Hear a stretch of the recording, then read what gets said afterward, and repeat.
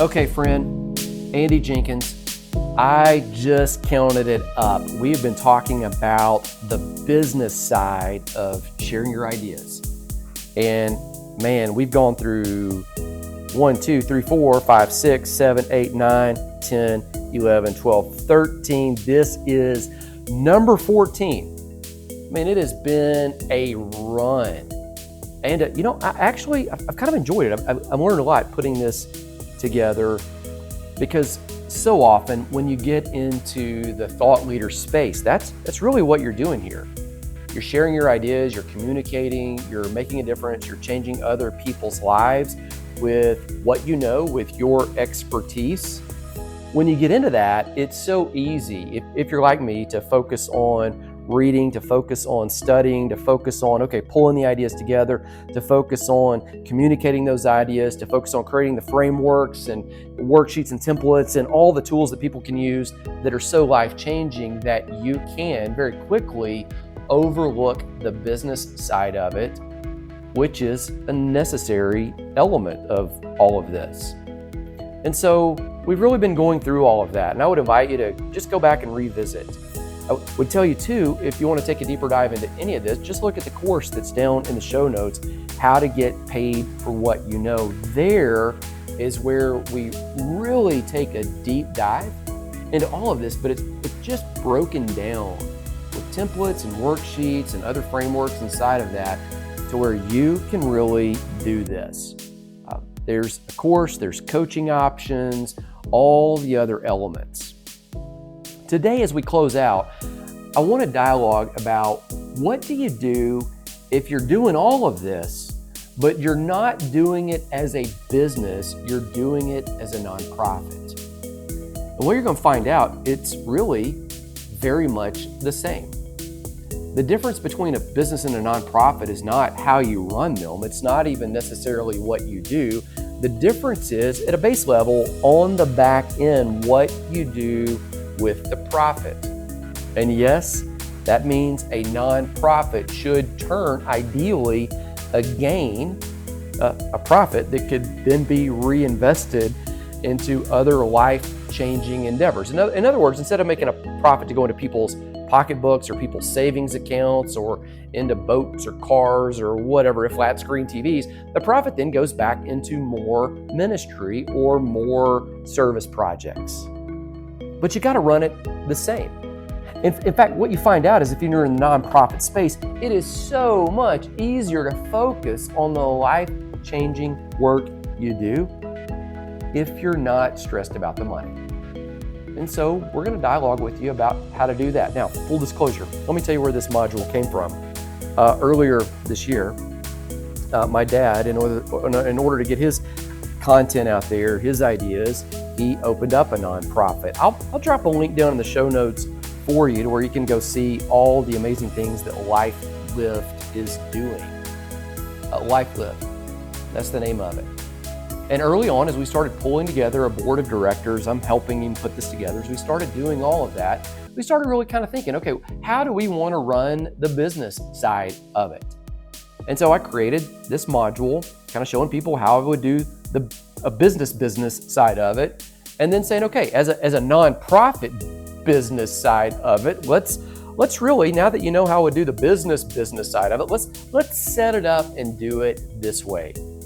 So, as is the case with everything we teach on Amplify, we actually smoke our own stuff. That's a phrase that I'm so often reminded of, just because one of my friends repeats it and asks, hey, you actually smoke your own stuff? And he just means it in jest. I don't smoke. Yeah, we actually use the tools and training that we teach. And in fact, many of the times we create the tools and training for our own teams and for the people that we're working with. So here it is. As you get in, if you want to take a deeper dive, look at the show notes. If you want more information on how do you generate money from grants and how do you build your revenue by finding people who have said it's their purpose to fund people that have your purpose doing the work you do, take a look at the grant making machine and the other next best steps for you. All right, comments, questions, anything like that, there is a link as well to a free non-sales call. And we mean that. We won't pitch anything on that call. It's always a win-win. If there's a next best step, you can take it. You know what we do. Here it is, handling the business side of it if you are a not-for-profit.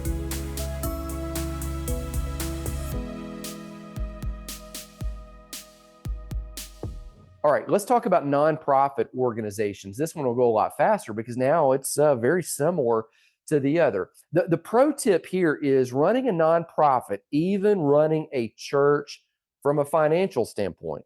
It's very similar to running a business. The main differences revolve around what you do with the profit. What do you do with the gains that you make? Now remember, what we said about the business is at the end, you want that fifth account to be full so that it can buy assets to set up your family. You know, Proverbs talks about houses being inherited from parents and wealth being set aside for future generations. So really, that's what we're trying to do with that business is flow the money in that direction. With the nonprofit, with church, with the ministry, it's going to be a little bit different. Now, let me give you a little bit more information. If you are familiar with 5 systems that we talk about for ministries and churches, you've looked up at the Gear Up resources. That's a whole other course we have. This is all going to fit and show you how to run the money that we talk about in gear number 5 right there, the purse. If you are familiar with grant making machine, this is how you're going to run the money that you get from all of those grants. The links to all these courses are down below as well. If you are looking at some of the resources through the Healthy Church resource from Life Lift Ministries, that has the 5 systems that you need to set in order. One of those systems is the purse. That's the finances. This is the video. This is the training that tells you how to run all of that. Okay. Remember this, the profit, meaning the gain. And I wrote it down right here. Yes, 501c3 entities, even churches, even though as a church, you don't have to get the 501c3, you can be recognized by the IRS and by your state just by functioning, should gain money each month. The profit, though, doesn't go to shareholders. It rolls back into ministry. So as a result, nonprofits complete different tax forms. They have a different set of rules and legalities, but we're going to run it much the same on the financial side. Now, a couple notes right here. Most of the time, 4 accounts will be sufficient. We don't need 5. We don't need that 4th account that we talked about in the previous part of this training. We don't need that business tax account unless we're running a for-profit business to support the nonprofit. We'll highlight it right there. Such as a thrift store. Years ago, I was running a nonprofit and we opened up a thrift store that kind of became a cash machine to fund the nonprofit. It relieved a lot of stress from the nonprofit. Now we had to pay taxes from that thrift store. Why? Because it was a for-profit business, and what it existed to do was get money down into that investment account and dump it every single month into the nonprofit. So if you are, let me just say it this way, if you are, second paragraph, if you are running a business to support the nonprofit, if you're running a thrift store, if you're running a car wash, if you're running any other thing to support that nonprofit, okay, you got to keep it separated. Okay, you need to run the business in line with its 5 account strategy. It needs a separate EIN. It needs a separate LLC.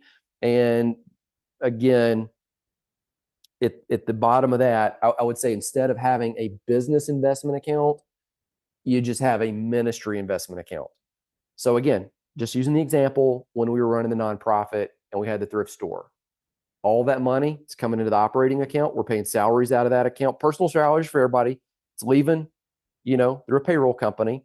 So multiple number 2 lines right there going out, all over the place.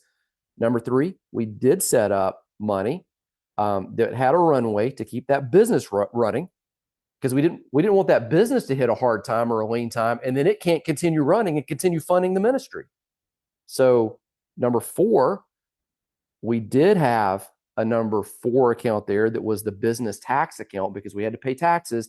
Number 5 is, instead of having a business investment account that bought assets, the asset was funding the nonprofit.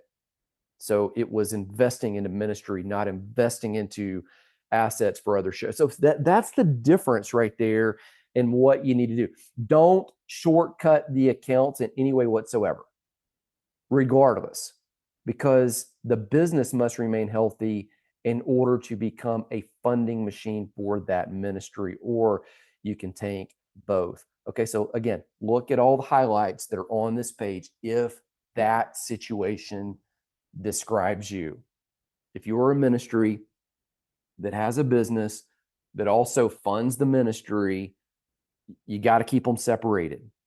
But now you know, and now you can continue going forward. Again, just remember, don't shortcut any of it. Now, here's a common question that we get about the business and about the nonprofit stuff that we're about to roll into. Can I change the rules of how I do this?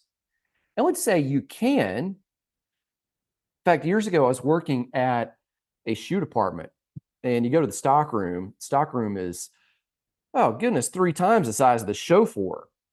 And you go to the stock room and they're all separated by colors. You know, all the brown shoes in one area, all the black shoes in one area, all the shoes that are athletic shoes in one area.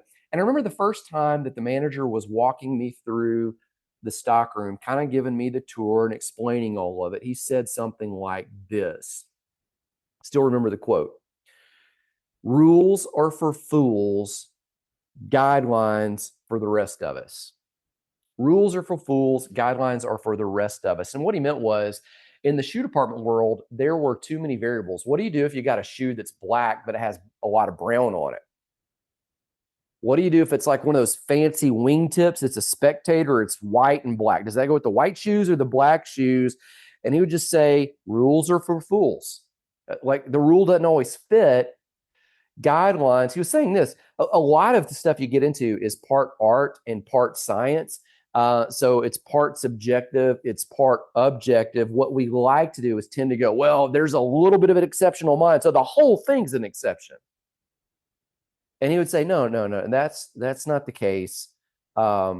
Objectively, it's more true than it's untrue. So a lot of times we're talking about ministry stuff, particularly.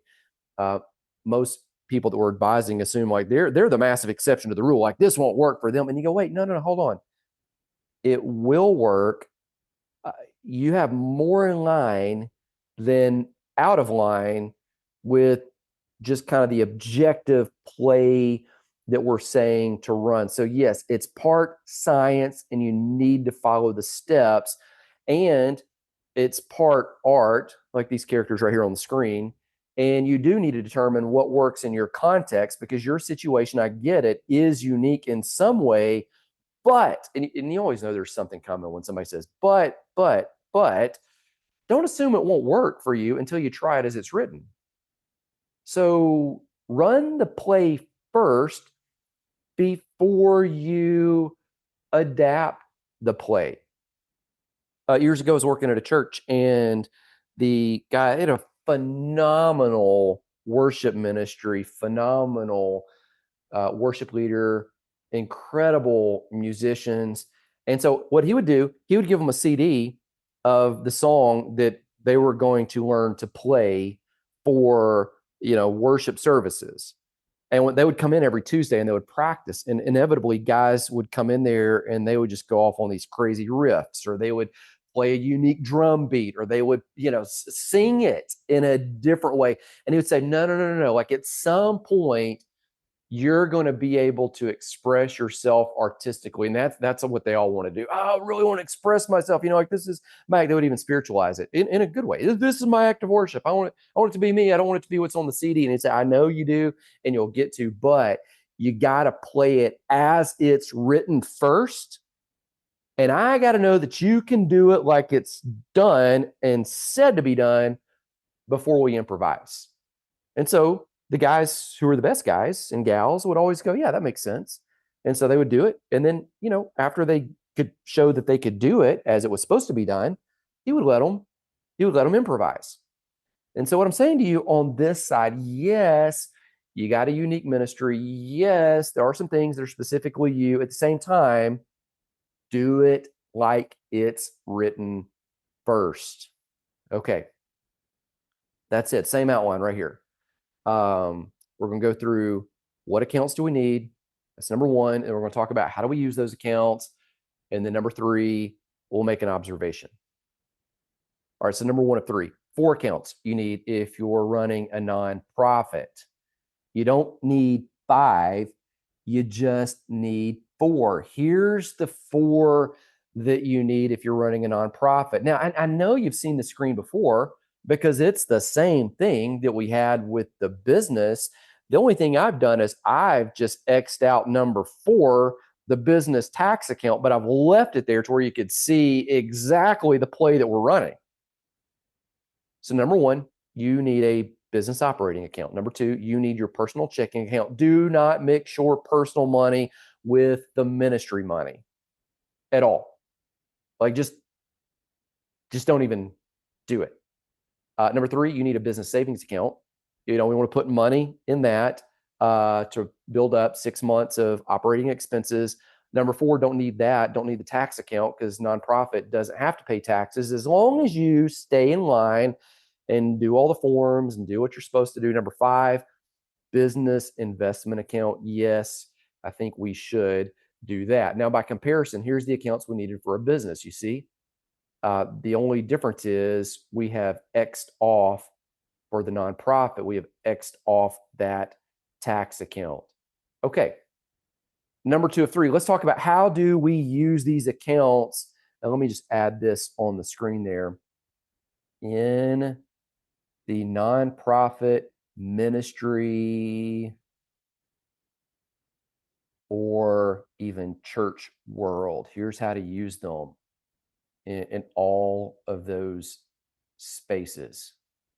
Okay, number 1, business operating account. All the money for your organization. This is the same script we did a Bluff. It all flows in and out of this account. So that includes grants. That includes donations. It might include some swag unless you've got a store that's run as a business that funds the nonprofit, which means, as we talked about above, you need to keep that completely separated and then let the money flow down. As is the case with the business, you must not mix personal money, personal bills, or your personal credit card. In fact, I would even say, let's talk about this one, personal credit card. My experience has been a lot of times it's not even shady when people do that. They're just legitimately getting started, and in the beginning, you go, well, I'm going on this trip for the ministry, or I'm having this this get together for board members of the ministry, or I'm making these purchases of resources we need for the ministry. And so early on, you even put it on your personal credit card, and then you write a check out of the business operating account to your personal credit card. And it kind of, you got to think 3, 4 years, 5 years down the road, what's it going to look like when this business is writing you all kinds of money? Oh, and then it's all kinds of money. And if you keep doing that every month, all of a sudden it looks like your income's higher. And now the IRS is wondering, well, man, are you really making, let's just make up a number. Are you making $5,000 a month, or are you making $7,000 or $8,000 a month? And if you think about it, you could be putting thousands of dollars every month on a personal credit card if you're running a ministry, very well intended. And it will look like, through your bank account, it will look like on paper, unless somebody gets into the weeds of it, it will look like it's income, or that the ministry is just giving you money for some random reason. So early on, keep this separated. In fact, I would even say right here, Let's just put this as let's just make a pro tip. So I'm recording this in real time. I would just say pro tip. Um, do all of the expenses on business debit cards and business credit cards, not personal cards that get reimbursed. Here's what I'll say. If you do it that way, it will actually save you paperwork too. I went on a trip with a nonprofit earlier, it was the end of last year, actually, and they were reimbursing me. But by the time it was done, man, it was not a massive amount. It was about $1,500 that I had on my personal credit card that I had to be reimbursed for. 2 months before that, I'd gone on another trip. I had about $1,800, $2,000 on personal accounts, credit cards that had to be reimbursed for. Here's what that meant. It meant that not only did it look like income coming into my account that was not income, it was just being reimbursed. It meant that I had to do paperwork to submit to the ministry for all of those receipts and expenses. And then they had to do paperwork to back up why they gave me money. So it was like double paperwork. Whereas if I, as a trusted employee or contractor for that ministry, had access in that moment to business funds, they would be business funds, then we could have done the paperwork one time and there's no questions asked. It just comes out of the business and everybody understands exactly what it's for. It doesn't look like income for me. I'm not out money. I'm not stretching my credit card, all that kind of stuff. It's just cleaner, cleaner, cleaner. So, pro tip, do all of the expenses on business debit cards and business credit cards. You don't have to get a credit card, but you got to do it, not personal stuff that gets reimbursed. And let's just add this. It's cleaner for bookkeeping. It looks better for appearances. And it's actually easier. It's not double work. So I'm going to put that right there in real time as a pro tip. Now, big question that comes up all the time is, if I have a nonprofit or a church, is it a business operating account? And yes, business is a kind of account that you get at the bank. It's if you go to the bank, it's either going to be a business account or a personal account. There's not like a ministry designation of bank account. So it's really personal accounts and organization accounts. So that's the difference here. A couple other notes about the business operating account. Even in a ministry, your salary needs to be accounted for in this budget, or if you are a contract employee, needs to be accounted for in this budget. Again, suggestion here, use a payroll company. I'm just going to highlight that in bold print right there in a different color. Use a payroll company for this, because that's going to make it a lot easier when you start doing filings and you start doing tax stuff and you start doing every other thing that is required that you do. Make sure, okay, and this will all appear in the budget. It'll keep the lines clean. It'll keep everything in order. Now, nonprofits, bottom paragraph. Nonprofits do not pay taxes on their revenue in the same way businesses and for-profit entities do. But nonprofits, ministries, churches still handle payroll taxes. So again, use a payroll company to do it. They'll withhold the taxes. They'll pay them. Your deductions will be in line. They'll pay the employer side of the FICA, of the taxes, of all the other stuff. It'll be budgeted, and it will be one line item that goes out on the budget, and it will be super easy, and they will do all of the stuff. All right. That's account number one. Account number two here, personal checking account. Now, I'm saying it again right here. Technically, that is not owned by the nonprofit, but you do want to keep your personal assets, your personal funds separate from the ministry side. So Technically, if you were looking up here and say, well, are there 4 accounts I need for a nonprofit? Well, the nonprofit needs 3 accounts, but I'm saying 4 because you got to have an account that is separate from all of this other stuff. You definitely don't want to be mixing personal funds and organization funds. Just don't do it. You got to keep them separated. Number 3, business savings account. All right, the business savings account. Here's what we want to do. When the operating account has enough to cover the bills for a full month before the month begins, meaning, let's just use another date. On May 1st, we already have all the money needed to operate all of May before any donations come in, before any grants are awarded. We want to send the overage of that amount here. So what are we going to do? We're going to build that back up to $15,000. So we got it for the next month, right? And then anything over that, just start rolling that stuff into this account. So let's just use the same numbers that we use in the business example. Let's say it requires $15,000 a month to run the ministry, to run the nonprofit, and that includes your salary. It includes all the contract workers that you might have. It includes all the budgeted expenses for software and for meetings and for resources and whatever it is that you do to make an impact on the world. When your operating account consistently has the full $15,000 at the beginning of the first of the month, before any donations come in, before any grants are awarded, before anything else occurs, start putting the overage, meaning anything after $15,000 that you get for the month, because you want to get that $15,000 for the next month. Anything over that, start rolling it into this account. So all month you're building back up for the next month. Anything after you cover the following month's expenses, move it from the operating account into this account. Here's what it looks like. Let's say $25,000 in revenue rolls in during that month. You keep $15,000 in the operating account.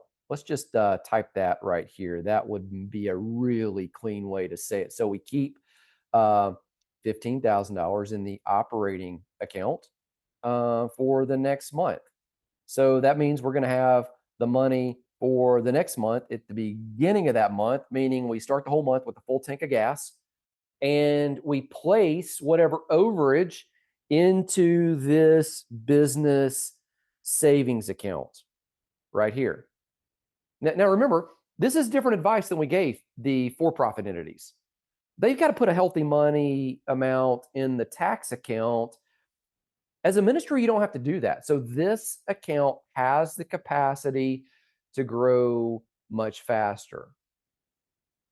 The goal for this account is this. We want to create a holding tank of 6 months of operating expenses, just like we were doing with the business. So again, there's not a lot of difference in how we're running these two types of organizations. If we use the same numbers above, that means if it requires $15,000 to run the nonprofit every single month, we want to amass $90,000 in this account, meaning $15,000 a month times 6 months. You just do the math right there, pull out your iPhone and your calculator, even on the Apple Watch, it'll come out to $90,000. And that's it. We want to get 6 months of runway in that account. Now, here's a common question that comes up. People say, well, why would I just not send all of the money into the investment account below, which again, we've got that 5th account, which, in ministry, it's only the 4th account because we can eliminate account number 4. We don't have the taxes. Why not just send it all? Here's why. We want to run the nonprofit like a business. We don't ever want to get to the point where we're cash poor. In ministry, it doesn't take long doing it until you realize, oh man, there's some lean months. Oh, there's also some months where you have unexpected expenses come up. Oh, there's also you fill in all the variables. We don't want to run the ministry in fear. We also don't want to overextend the ministry and then just assume because we've got 6 months of operating capital that, oh, we can just go hire a bunch of people, and then we want to budget all of that and be very intentional about what we're doing so That's why. Now, ultimately, yes, we're going to not have a business tax account. So we knock that thing off the list. I'm just showing it here so you know it's there. We are going to have a business investment account. Now, this might be a money market. It could be something else which offers a better yield than just checking. In fact, I would suggest that the business savings account is probably a money market where you've got access to it. You want to tie the money up into a CD or something where you can't get it. But as is the case with a for-profit business, if we invest here in number 5 at 5 to 7%, but only after we have the other margins, we really set up our place and position to do some incredible things, meaning we might could, instead of buying Bass boats or Mini Coopers or whatever nonsense I used in the example up above, that would be great toys and tools, right? They're just not assets. It might be, hey, we set this aside and say, okay, we're going to earn interest on this and we're going to send it to other ministries that we believe in. So we're going to help fund mission trips or fund equipping pastors in Nepal or in Honduras or wherever it is. And we're going to do it off the interest and let that thing continue to grow. So we don't just fund them one year. Like, we fund them off the interest. We can do it every single year from now until Jesus comes back. Oh, and by the way, we can use the other money for some other things and expand the scope of what the ministry can do so that the money is actually working for us and we're leveraging it rather than always chasing it. So again, plain talk. What if, just what if, instead of just giving $50,000 to $70,000, that's a lot of money to fund missions overseas and paying for it for money we had to raise, what if we funded it from the interest of a business investment account that the ministry had, one which replenishes every single year that we could continue adding to? Or to say it another way, what if, yeah, we give from income, but also let's see what can happen if we, in addition to that, we contribute from wealth. Well, here's the elephant in the room. Inevitably, you start dialoguing about this, and somebody says, well, isn't this just an example of building bigger barns, a la Luke 12:16 through 21?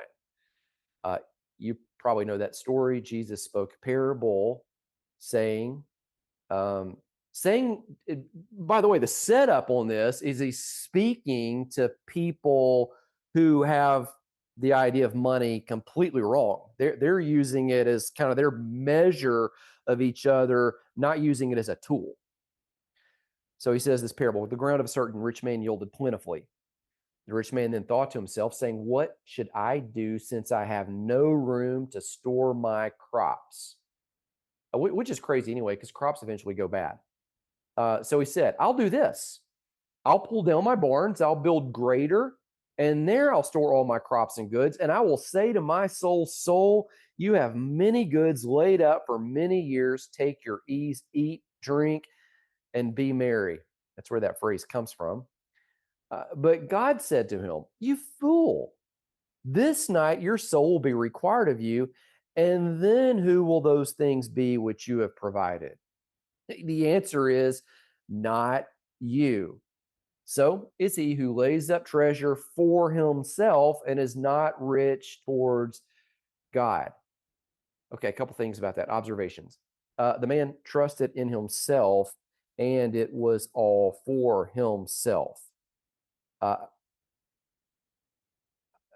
think that's a big issue right there. Jesus, second point on the screen, didn't diminish planning and preparation. He said, if you go back to it and look at the last line there, so is he who lays up treasure for himself and is not rich towards God. Jesus wasn't diminishing planning and preparation. He was saying we shouldn't do this without also being rich towards God.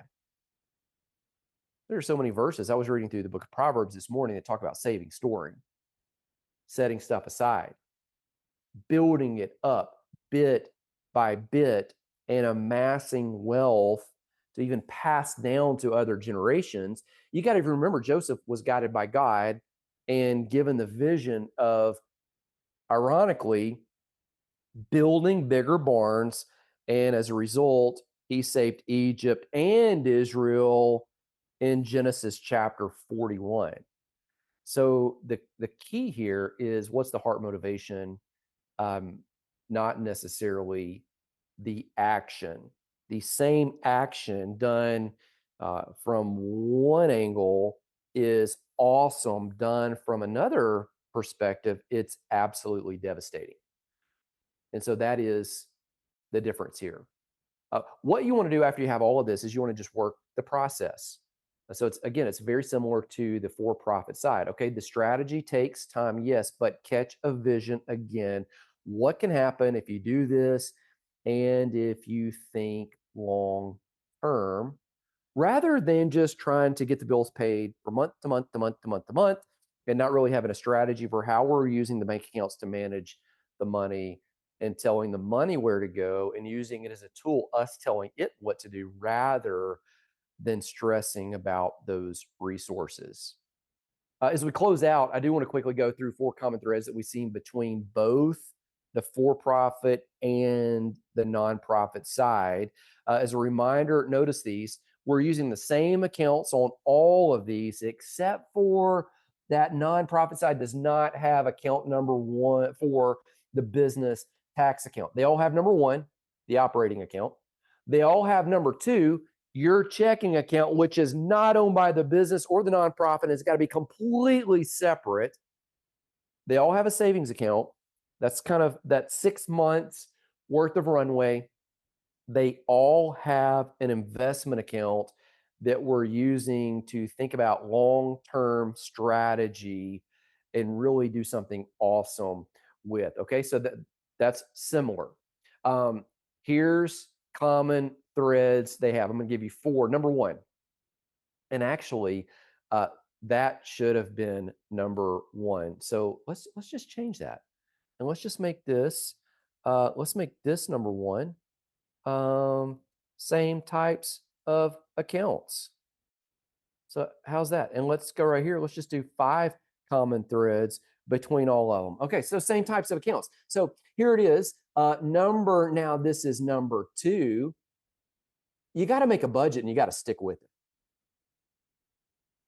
The budget is you making a plan on paper and telling the finances what you intend to do with them as they come in. It is one of the keys that's going to remove the stress, and you're going to manage it so much better. Now, I'll tell you this, especially in the early days, I've never been in a ministry or a business that the budget at the end of the year looked exactly like it did at the beginning of the year.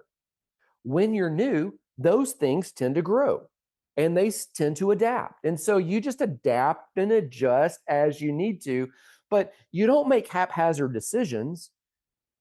You make intentional decisions. So the budget, it needs to be approved by your board of directors or your owners. It needs to be the plan you run. And remember, you can always adjust it, but it is easier to adjust something that's written. You can't edit something that's not written down. But when it's written down, oh my goodness, then you can have some freedom and you'll probably make some better decisions, even in the editing process. Here's common thread number 3 is we've talked about the bank accounts and what they are. The bank accounts can help you keep everything straight and organized. If you use them in the right way, and if you keep them separate, the bank accounts can help you keep things straight, because by placing the resources where they go, you ensure they are there when they're needed for the intended purpose. No tax bill takes you by surprise. No slow month knocks you sideways. No unexpected expense puts everything into a grind to where, oh, are we going to make payroll this month, or what are we going to do about it just sets some things at ease. It also sets it at ease for you if you've got partner ministries, if you are a nonprofit and something unexpected happens to them, or if they're overseas and something happens in their country, all of a sudden, because you've got reserves, you're there because of your prior planning way ahead of time in God's providence, you've got what you need to meet the need that they have. So by placing it and using the bank accounts, whether it's a business or a nonprofit, it does help you stay organized. And you're not having to look at the bank accounts going, well, what can we make this decision or not? I don't know if we have enough money set aside for taxes, or I don't want to be surprised by that. No, absolutely. You can tell whether you have it or not. Because you know, common thread, and this is going to be number 4. Common thread. You need to bring professionals into the mix regardless of what kind of organization that you are. So if you are a church, bring professionals in, get a CPA. If you are a business, get a CPA. If you are a ministry, get a payroll company. If you are a solopreneur, get a payroll company. If you wouldn't trust yourself or go, I don't even want to take the time to change the toilet in your house if the toilet went out and you'd call a plumber, man, I'm telling you, like, why would you take the time to try to figure all this stuff out? Get somebody else to do it. It doesn't cost that much, and it will enable you to focus more freely on the good work that you really feel called to do, that you're awesome at. So let CPAs handle your filings. Let CPAs advise you. Let them make sure you stay on track. Use a payroll company unless you are a solopreneur running a business, can have the CPA help you with quarterly payments to the IRS. That would be if you're taking like contract work payments or something. And I would even say right there, man, I might even go ahead and get the payroll company doing this. Regardless, don't change the amounts. Let me just highlight this. Do not change the amounts that you're going to use for everything that you got going on in that world of tax accounts and liabilities. Do not change them without building enough, there to pay for next year's taxes at the same rate, and without getting your CPAs, bookkeepers, advice. And this is why it needs to be a third party. It needs to be somebody outside of you who is emotionally detached from it, that can actually give you incredible advice. Using professionals will remove a lot of the stress from you, as we'll use these separate bank accounts, and it will remove a lot of the legal liability from you, and it will place it on them. And they're used to it. They're happy to have it. In the same way, you're happy to speak on stage and take that burden, even though like it's the number 2 fear of people in the world. I think death is number 1. And some people actually say it's the opposite, that speaking in public is fear number 1 and death's number 2. Whatever. In the same way you're willing to take that burden, these people are glad to take a little bit of your money for a lot of the burden. So place it on them. And then the common thread with both of these is, I would say, number 5, you need to begin now with the end in mind. Or to say it another way, you need to, as Proverbs says, start building it like the ant. Okay, Proverbs 30, 4 things on earth are small, yet these small things are extremely wise. Ants are creatures of little strength, yet they store up their food in the summer. They stock it away for when they need it. Okay, according to the size of an ant and their lifespan, I mean, this is like you and me storing up for years at a time. So don't be overwhelmed by storing up for 6 months. I mean, goodness, ants are stored up for 9 months, right? Hyraxes are creatures of little power, yet they make their home in the crags. Locusts have no king, yet they advance together in ranks. A lizard can be caught with the hand, yet it's found in kings' palaces. Be like these little things and do awesome big work.